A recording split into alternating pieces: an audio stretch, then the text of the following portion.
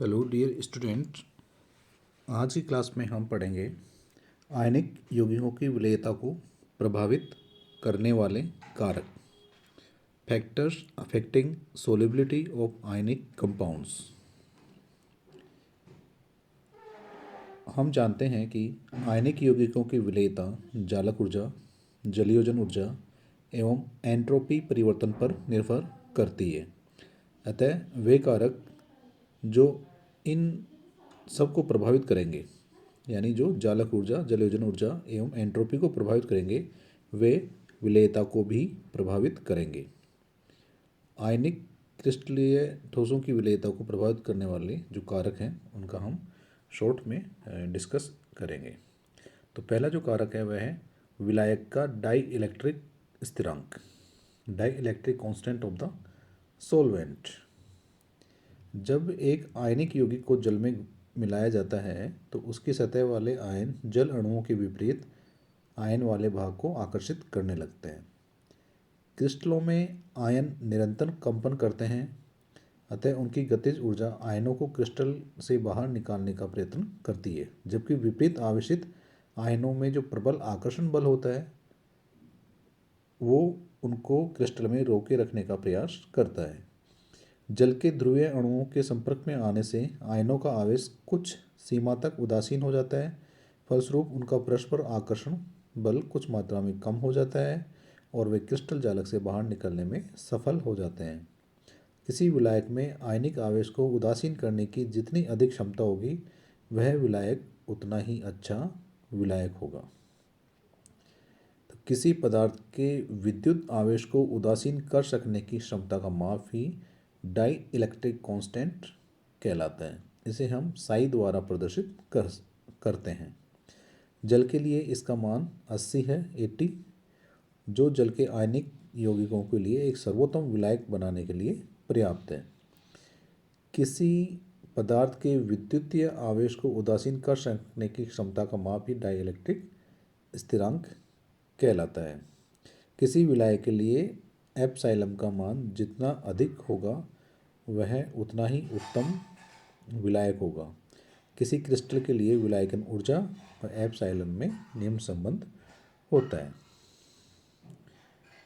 Epsilon बराबर Z square E square upon 2r into 1 minus 1 upon epsilon.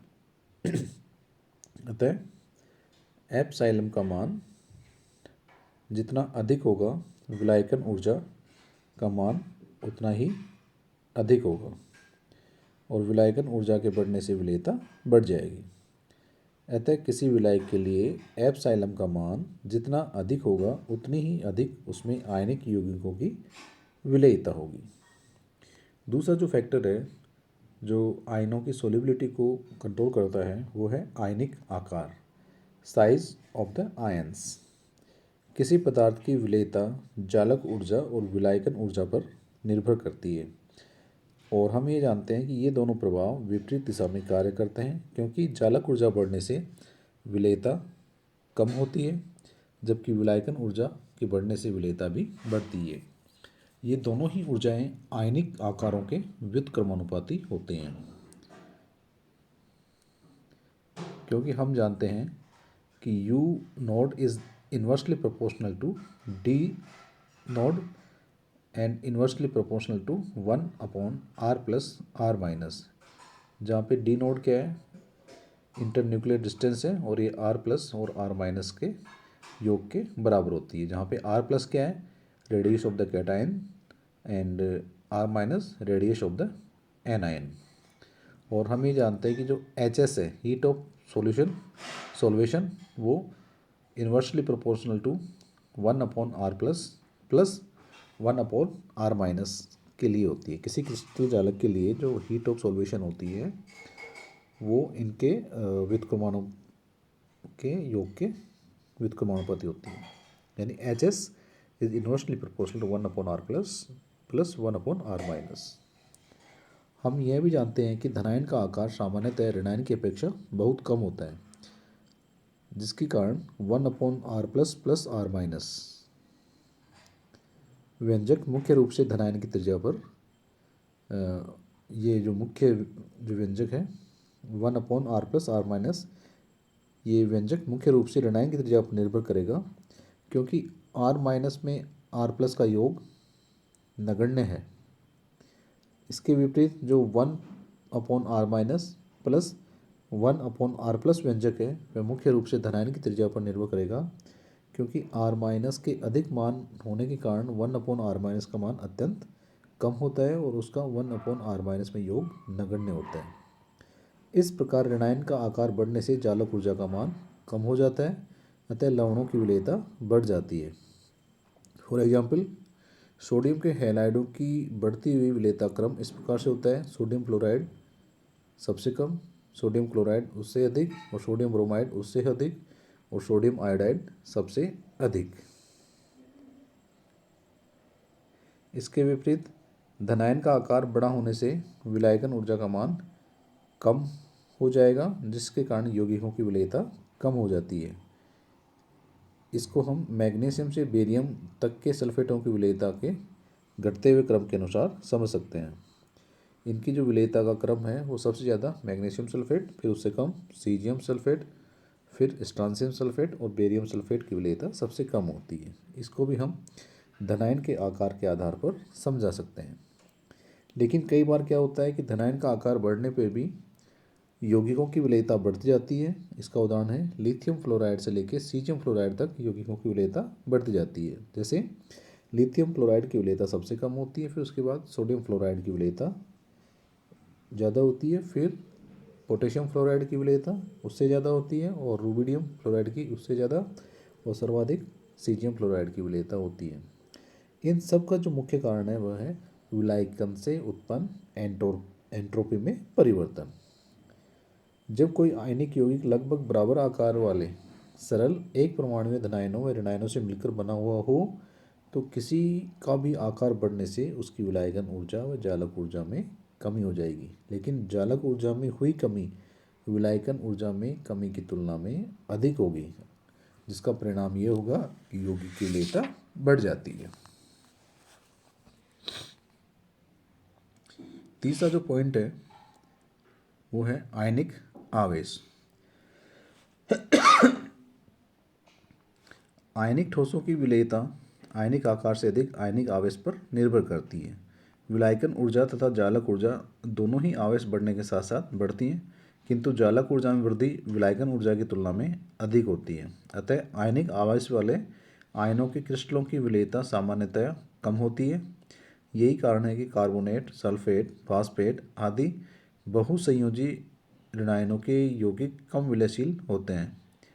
ऐसे आयनों के बहुसंयोजी धनायनों जैसे लेड+2 आयन, बेरियम+2 आयन आदि के साथ वाले यौगिकों की विलेयता तो बहुत ही कम होती है।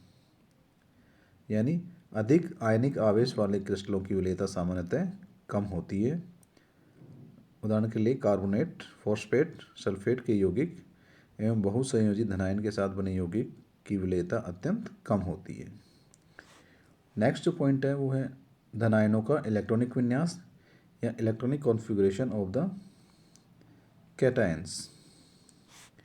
एक्रिय गैस विन्यास, जिनके बाहरी कोश में 8 इलेक्ट्रॉन होते हैं, ऐसे धनायनों की तुलना में आभासी एक्रिय गैस विन्यास यानी जिनके बाहरी कोश में 18 इलेक्ट्रॉन होते हैं, इन धनायनों में ध्रुवण शक्ति अधिक होती है।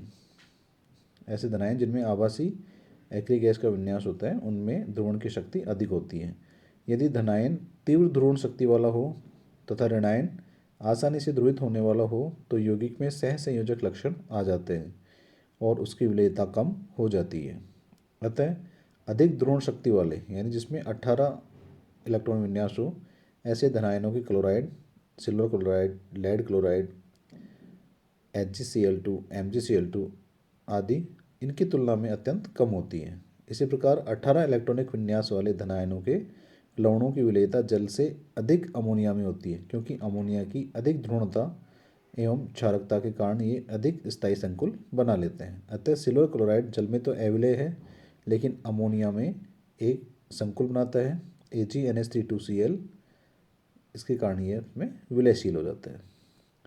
पांचवा जो पॉइंट है वो है ऋणायनों की ध्रुवणता एवं धनायनों की ध्रुवण क्षमता।